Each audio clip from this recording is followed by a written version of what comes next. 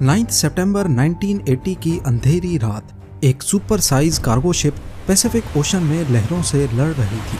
Titanic से भी बड़ी और 16 फ्लोर्स जितनी ऊंची इस शिप को अगर स्टील का किला कहा जाए तो गलत नहीं होगा, लेकिन सिर्फ चंद घंटों के बाद इसका कोई नामो निशान नहीं रहा। ना कोई रेडियो सिग्नल आया, ना समंदर में कोई तैरता हुआ मलबा मिला। लाखों टन वजनी शिप बिना किसी निशान के अचानक कैसे गायब हो गई। अथॉरिटीज की जानिब से 20 सालों तक दुनिया को सिर्फ एक ही बात बताई गई कि बस शिप डूब गई है, लेकिन जब क्रू में मौजूद एक शख्स के बाप ने सच्चाई का पता लगाना शुरू किया तो जो कुछ समंदर के नीचे छुपा था उसने सबकी आंखें खोल कर रख दी। ज़ेम टीवी की वीडियोस में एक बार फिर से खुशामदीद। नाजरीन, 9 सितंबर 1980 की शाम पैसिफिक ओशन की गहरी लहरों को चीरता हुआ एक बेपनाह बड़ा कार्गो शिप MV डर्बिशर जापान की तरफ रवाना था, लेकिन उसी वक्त ईस्ट की तरफ से एक और मेहमान उसकी तरफ बढ़ रहा था, टाइफून ऑर्किड। एक तूफान जो हर घंटे के साथ और भी ज्यादा खतरनाक होता जा रहा था। MV डर्बिशर पिछले 8 हफ्तों से मुसलसल सफर कर रही थी। कनाडा की आयरन माइन से 1,50,000 टन लोहा उठाने के बाद अटलांटिक ओशन को पार किया, अफ्रीका के सदर्न किनारे से गुजरी और इंडियन ओशन की लहरों को छांटती हुई अब आखिरी मंजिल के करीब थी। शिप पर 42 तजर्बाकार लोग, जिसमें इंजीनियर्स, हेल्पर्स और एक्सपर्ट्स शामिल थे, अब बस अपने सफर के आखिरी चंद घंटे गिन रहे थे। लेकिन शायद किस्मत को कुछ और ही मंजूर था। शिप के कैप्टन जेफरी अंडरहिल, जिनको 20 साल का एक्सपीरियंस था, वो इस मिशन के जिम्मेदार थे। उनकी बीवी भी इंग्लैंड से जापान आ चुकी थी, लेकिन उनका मिलना अब सिर्फ एक ख्वाब बनकर रह जाएगा। कई दिनों से कैप्टन अंडरहिल वेदर रिपोर्ट्स पर भरोसा कर रहे थे। वो अपने कैरियर में ऐसे कई तूफान देख चुके थे। उन्हें यकीन था कि डर्बिशर टाइफून को आसानी से फेस कर सकती है। इस मकाम पर सेफ हार्बर भी काफी दूर था, लिहाजा तूफान से लड़ना ही आखिरी हल था। कैप्टन ने स्पीड कम की और शिप की डायरेक्शन लहरों की तरफ थोड़ी सी घुमा दी। तूफान के दौरान शिप्स आम तौर पर ऐसा ही करती हैं ताकि स्टेबिलिटी बरकरार रहे। साथ ही कैप्टन ने एक इमरजेंसी मैसेज भी सेंड किया, जिसमें उन्होंने हालात के बारे में आगाह किया और शिप की करंट लोकेशन भी भेज दी। पर तूफान का गुस्सा बढ़ता जा रहा था। लहरें 10 मीटर से भी ऊंची हो चुकी थीं, कुछ तो डर्बिशर के बराबर की लंबाई तक जा चुकी थीं। 1000 फीट लंबाई के साथ डर्बिशर टाइटैनिक से भी लंबी और चौड़ी थी और इसकी ऊंचाई 16 स्टोरी बिल्डिंग जितनी। ये कोई आम शिप नहीं, एक state of the art steel का किला था और इसको बनाया ही दुनिया के सबसे खौफनाक समंदर से टकराने के लिए था। और इसीलिए ही कैप्टन के लिए टाइफून ऑर्किड एक मामूल का हिस्सा लग रहा था। लेकिन समंदर की अंधेरी गहराइयों में कुछ ऐसा होने जा रहा था जो किसी ने कभी सोचा भी नहीं था। उसी रात 2 और बहरी जहाज भी इस टाइफून का मुकाबला कर रहे थे, लेकिन अगली सुबह वो दोनों जहाज तो सही सलामत पोर्ट तक पहुंच गए, लेकिन MV डर्बिशर का कोई अता पता ना चल सका। ये स्टील का किला अचानक कहीं गायब हो गया बिना किसी निशान के। आने वाले 20 सालों तक दुनिया को ये समझ ही नहीं आया कि आखिर उस रात क्या हुआ था। 9 सितंबर 1980 की शाम MV डर्बिशर ने आखिरी बार रेडियो मैसेज किया था। उसके बाद ना कोई डिस्ट्रेस कॉल, ना कोई फाइनल मैसेज, और फिर अगले 6 दिनों तक खामोशी का एक भयानक समा। शिप के ओनर्स ने भी उसे मिसिंग रिपोर्ट नहीं किया। शायद उन्हें यकीन था कि बस रेडियो कांटेक्ट टूट गया है और डर्बिशर फिर से समंदर के किनारे कहीं नजर आ जाएगी। लेकिन दिन गुजरते गए पर डर्बिशर की कोई खबर नहीं आई। 15 सितंबर को पहली दफा शिप की गुमशुदगी की फिक्र महसूस की गई। एक इंटरनेशनल सर्च मिशन लॉन्च किया गया। हेलीकॉप्टर्स, एयरप्लेन्स, नेवल शिप्स सब समंदर की छाती पर डर्बिशर के आखिरी कोऑर्डिनेट्स को अच्छी तरह छान मारते हैं, लेकिन इतने बड़े बहरी जहाज का एक टुकड़ा भी कहीं तैरता हुआ ना मिला। 6 दिनों के बाद सर्च ऑपरेशन बंद कर दिया जाता है। अथॉरिटीज ने ये कहकर मामला रफा दफा कर दिया कि बस समंदर ने उसे निगल लिया, और ये नतीजा फौरन बिना किसी इन्वेस्टिगेशन के निकाल लिया गया। जिस तेजी से सर्च ऑपरेशन और इन्वेस्टिगेशन खत्म हुई, उसी तेजी से न्यूज कवरेज भी। ایم وی ڈربشر کے کریو کی فیملیز نے کئی ریکویسٹ بھیجی، لیکن انہیں صرف اتنا بتایا گیا کہ انویسٹیگیشن کرنے جیسا کچھ ہے ہی نہیں۔ مرنے والوں کے خاندان سے یہ بات ہضم نہ ہوئی۔ ان کو ایسا لگ رہا تھا جیسے کوئی بات جان بوجھ کر چھپائی جا رہی ہو۔ ایم وی ڈربشر ایک اسٹیل کا عالمگیر جائنٹ برٹین کے مشہور سوان ہنٹر شپ یارڈ میں صرف 4 سال پہلے بنایا گیا تھا۔ ایک ایسی شپ جو 1.5 لاکھ ٹن سے زیادہ مال لے جا سکتی تھی اور جو 20 سال پہلے تک کی شپ سے 4 گنا زیادہ لوڈ اٹھا سکتی تھی۔ لیکن اس دفعہ بات صرف سائز کی ہی نہیں تھی، ڈیزائن بھی نیا تھا اور ڈربشر ایک OBO کیریئر تھی۔ یہ نئے زمانے کی ایک ایسی شپ تھی جو ایک سائیڈ سے آئل جبکہ دوسری سائیڈ پہ آئرن اور بھر کے لے جا سکتی تھی۔ اس کا سب سے بڑا فائدہ شپنگ کاسٹ کو کم کرنا تھا اور اسی وجہ سے یہ کبھی بھی خالی لوٹ کر نہیں جاتی تھی۔ اگر آئل چھوڑا تو واپس آئرن اور لے جاتی تھی، یعنی شپ ہمیشہ چلتی رہے گی اور کمپنی کو فائدہ دیتی رہے گی۔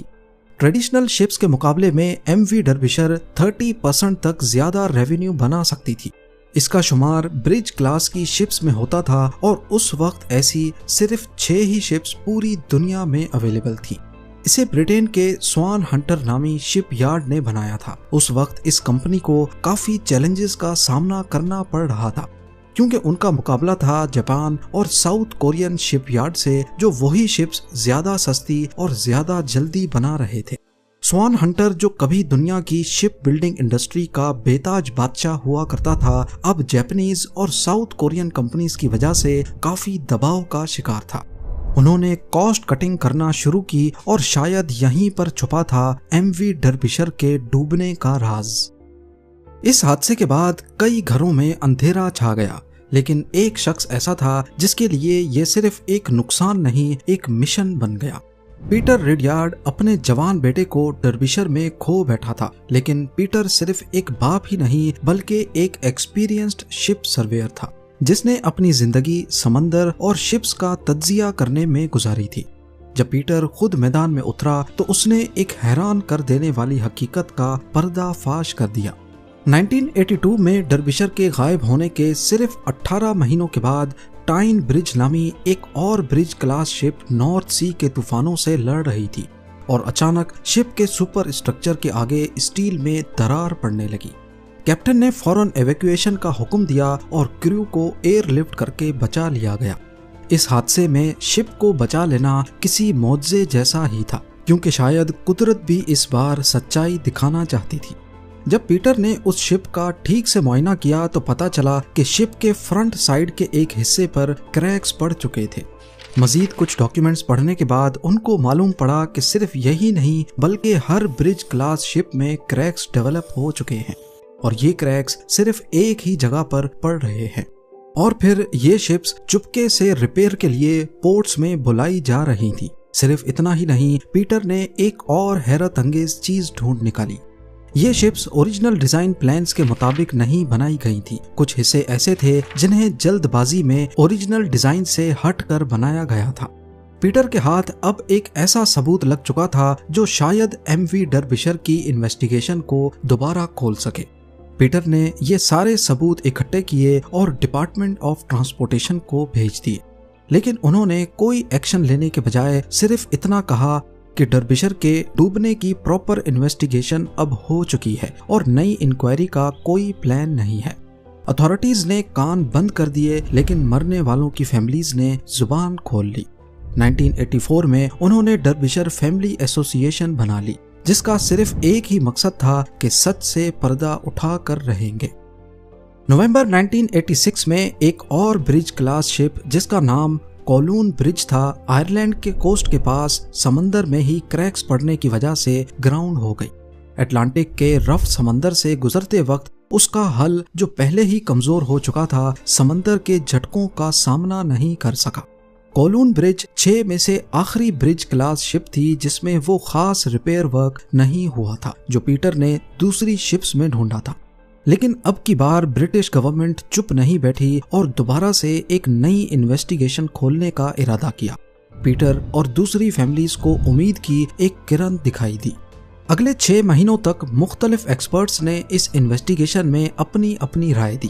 کسی نے ڈیزائن پر دوش دیا تو کسی نے سمندر کو. لیکن اس انویسٹیگیشن میں پیٹر کے تمام ایویڈنس پر کوئی دھیان نہیں دیا گیا. اس کے ثبوت جو ڈائریکٹلی اسٹرکچرل فیلئر کی طرف اشارہ کرتے تھے ان کو بڑی چالاکی سے دبا دیا گیا. انویسٹیگیشن رپورٹ میں بتایا گیا کہ ایم وی ڈربشر اور برج کلاس کی شپس میں کوئی اسٹرکچرل فیلئر کے ثبوت نہیں ملے. ڈربشر بس ایک اور شپ تھی جو سمندر کی لہروں کا شکار بن گئی. فیملیز جو پچھلے کئی سالوں سے یہ لڑائی لڑ رہی تھیں ان کے لیے یہ رپورٹ کسی تماچے سے کم نہیں تھی. دوسری انویسٹیگیشن کے بعد اب فیملیز کا حوصلہ ٹوٹ رہا تھا. ان کا صرف یہی کہنا تھا کہ ڈربشر کا راز سمندر نہیں بلکہ سسٹم میں چھپا ہے.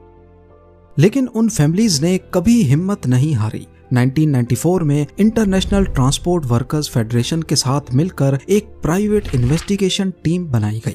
سب نے مل کر اس مشن کا خرچہ برداشت کیا اور ایم وی ڈربشر کو 14 سالوں کے بعد سمندر میں تلاش کرنے کا پلان بنایا گیا.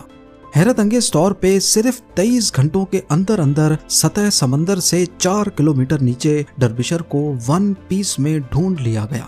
یہ واقعی ایک بہت بڑی کامیابی تھی. لیکن اس گتھی کو سلجھانے کے لیے سمندر کے اندر شپ کے ایک ایک حصے کی فوٹو لی گئی اور اگلے 6 سالوں تک انویسٹیگیشن چلتی رہی.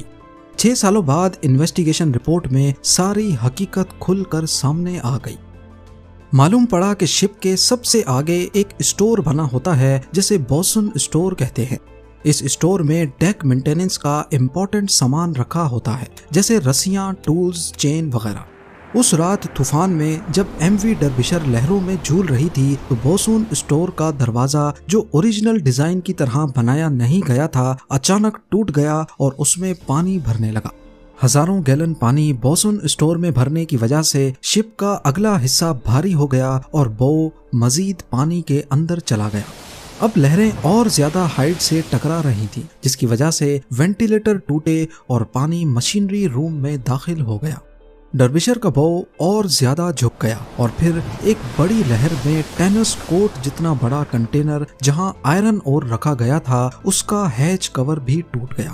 اب پہلے ایک کنٹینر میں پانی بھرا جس کی وجہ سے اگلا حصہ مزید نیچے گیا اور دیکھتے ہی دیکھتے سارے کنٹینرز ایک ایک کر کے پانی کے اندر چلے گئے اور پھر ڈربشر جو برٹین کی سب سے بڑی ویسل تھی پیسیفک اوشن کے اندھیروں میں ڈوب گئی. جب انویسٹیگیشن رپورٹ کو شائع کیا گیا تو معلوم پڑا کہ جس کمپنی نے یہ تمام برج کلاس شپس بنائی تھیں ان سب کے بوسون اسٹور کے پاس کریکس تھے اور سبھی کے ہیچ کورز نازک اور اسٹینڈرڈ کے حساب سے نہیں بنائے گئے تھے. شروعات میں فیملیز کا خیال تھا کہ شاید شپ میں کوئی اسٹرکچرل فیلئر تھا لیکن انویسٹیگیشن میں پتا چلا کہ کوئی میجر ڈیزائن فالٹ نہیں بلکہ چھوٹی چھوٹی کوتاہیوں کی وجہ سے ایک مہان اسٹیل کا قلعہ ڈوب گیا. 1970s کے دوران ہر سال کئی شپس ڈوب جاتی تھی. اتھارٹیز کے لیے یہ ایک نارمل بات اور نمبر گیم رہ گیا تھا. لیکن ڈربشر کی فیملیز نے اپنی پرائیویٹ انویسٹیگیشن کر کے شپنگ انڈسٹری کو ایکسپوز کر دیا. اس کے بعد نئے شپ ڈیزائنز آئے، رولز اور زیادہ سخت ہوئے اور سیفٹی انسپیکشنز پر دھیان دیا جانے لگا. انہوں نے صرف ایک جہاز نہیں ڈھونڈا بلکہ پوری انڈسٹری کو بدلنے پر مجبور کر دیا. آج بھی شپنگ انڈسٹری کے کئی رولز ایسے ہیں جنہیں ایم وی ڈربشر کی وجہ سے بنایا گیا تھا جو خود پیسیفک اوشن میں 4 کلومیٹر نیچے اوشن فلور پر خاموشی سے پڑی ہے.